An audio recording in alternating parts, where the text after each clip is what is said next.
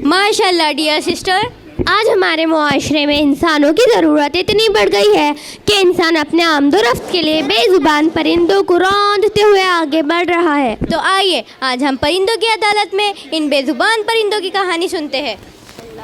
Order order, अदालत की कार्यवाही शुरू की जाए। जज साहिबा, ये जो मखलूक आपके सामने खड़ी है इसका ताल्लुक इंसानों की जमात से है। आज ही हमारी अदालत में एक मुजरिम है। इस पर क्या इल्जाम है?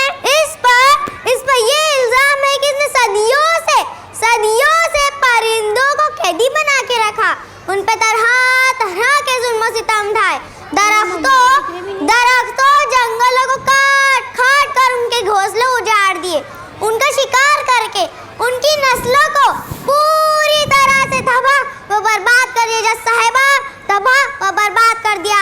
मेरा पहला फरियादी है कालू कौवा। पहले फरियादी को अदालत में हाजिर किया जाए। कालू कौवा, अदालत में हाजिर हो।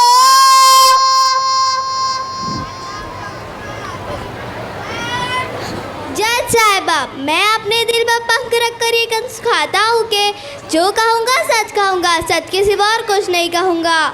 मेरा और इंसानों का ताल्लुक उस वक्त से है जिस वक्त पहला कत्ल हुआ था, जब हज़रत इंसान को मालूम न था कि मुर्दा जिसका क्या किया जाए।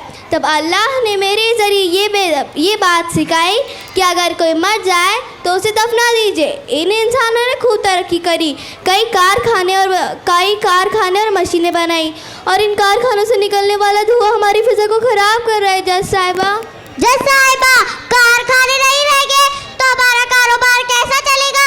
हम क्या कमाएंगे, हम क्या खाएंगे? हम मजबूर है जज साहिबा, हम मजबूर है। अब हम इस शहर को छोड़कर जंगल में अपना घर बसाने के लिए मजबूर है। जज साहिबा, ऐसे खुदगर्ज इंसान को सजा मिलनी चाहिए। जज साहिबा, मिलनी चाहिए। ये क्या बोल रहे हो तुम? कालू कौवे, आपको अपनी सफाई में और कुछ कहना है? जी नहीं। अब आप जा सकते हैं। जज साहिबा, अब मेरी अगली फरियादी है बिचड़िया। बिचड़िया, अदालत में हाजिर हो। जज साहिबा, मैं जो कहूँगी सच कहूँगी, सच के सिवा और कुछ नहीं कहूँगी। जज साहिबा, इस इंसान के घर के आंगन में एक 200 साल पुराना बरगद का पेड़ हुआ करता था, जिसपे मेरी कई पीढ़ियाँ बरसों से रहती चली आ रही थी। जज साहिबा, मैंने तिनका जमा करके एक आशियाना बनाया, उसे तेज आंधी और बारिश से बचाया। इसमें मैं और मेरे बच्चे सुकून से रहा करते थे, मगर एक दिन सवेरे इस जालिम इंसान ने अपने जैसे 8-10 आदमजादों को लेकर आया। कुल्हाड़ी से उस पेड़ को काटने लगा।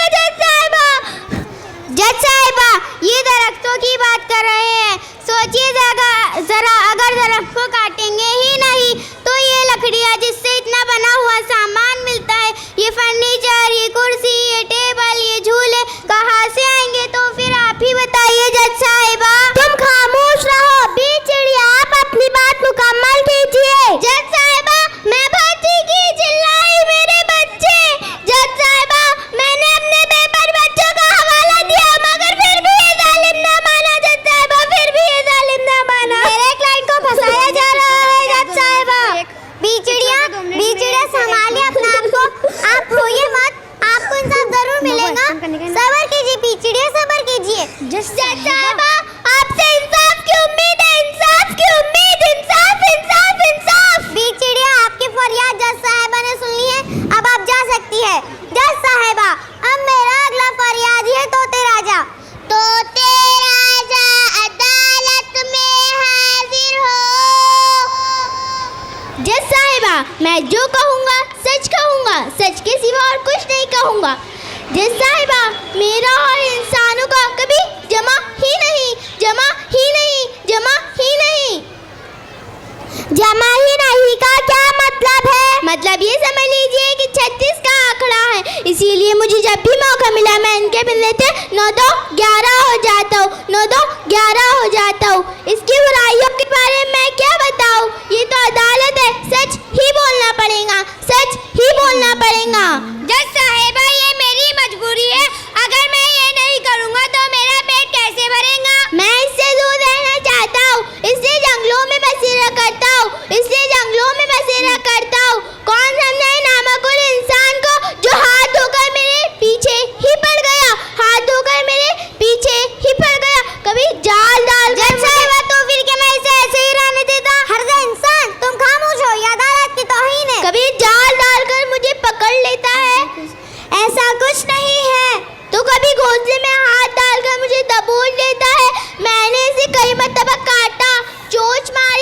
मगर ये हौजत है कि सुधरने का नाम ही नहीं लेते, सुधरने का नाम ही नहीं लेते।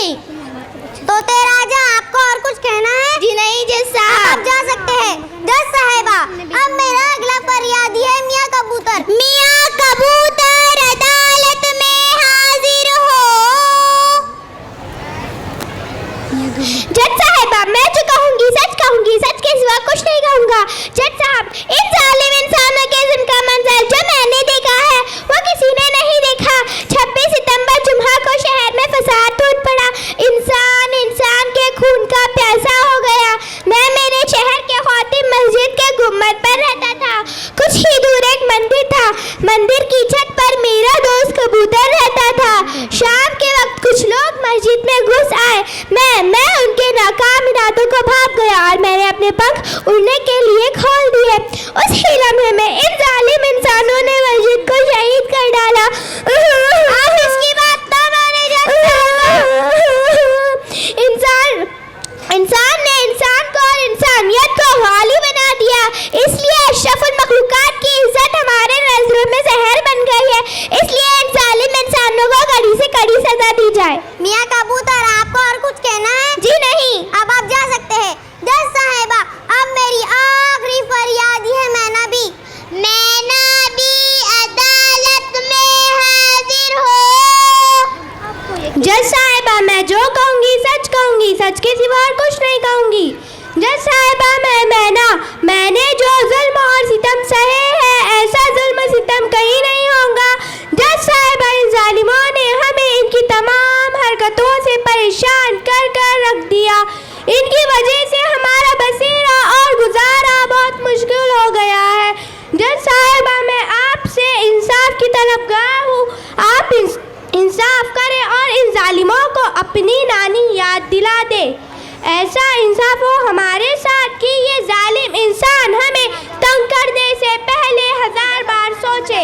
मैना भी, आपको और कुछ कहना है? जी नहीं। अब आप जा सकती हैं।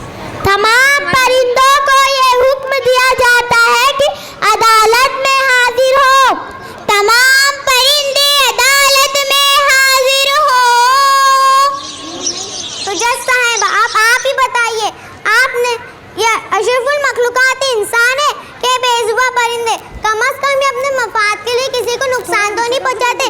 तब आप ही बताइए जज साहिबा, आपने इस इंसान के लिए कौन सी तजवीज़ की है? फैसला आपके हाथ में है। जज साहिबा, आपसे इंसाफ की उम्मीद है। तमाम सबूतों और गवाहों को मद्देनजर रखते हुए ये अदालत अपना फैसला सुनाती है। इन इल्जामात की रोशनी में तुम पर भरोसा करना या तुमसे आस लगाए बैठना बेकार है। तुम्हारी भलाई इसी में है कि तुम इन जालिमों की बस्ती छोड़कर दूर चले जाओ। कहीं ऐसा ना हो कि इनके साथ रहते रहते तुम भी इनकी तरह एक दूसरे का खून बहाओ, चोरी करो, डाका डालो, फसादी और वहशतगर्द बन जाओ। तुम सब गांव-गांव, शहर-शहर फैल जाओ। दुनिया के हर उस कोने में जाओ जहां जालिमों की बस्ती है और हमारा ये हुक्म हर परिंदे को सुना दो कि छोड़ दो इन जालिमों की बस्ती, छोड़ दो, लौट जाओ उस जंगल की तरफ, लौट जाओ उस जंगल की तरफ। वहाँ ना कोई भेदभाव है, न रंग का, न जात का, न नस्ल का फर्क है। वहाँ तो हर तरफ प्यार और मोहब्बत है। जाओ उस जंगल की तरफ, हरे भरे जहाँ में, लौट जाओ, लौट जाओ, लौट जाओ।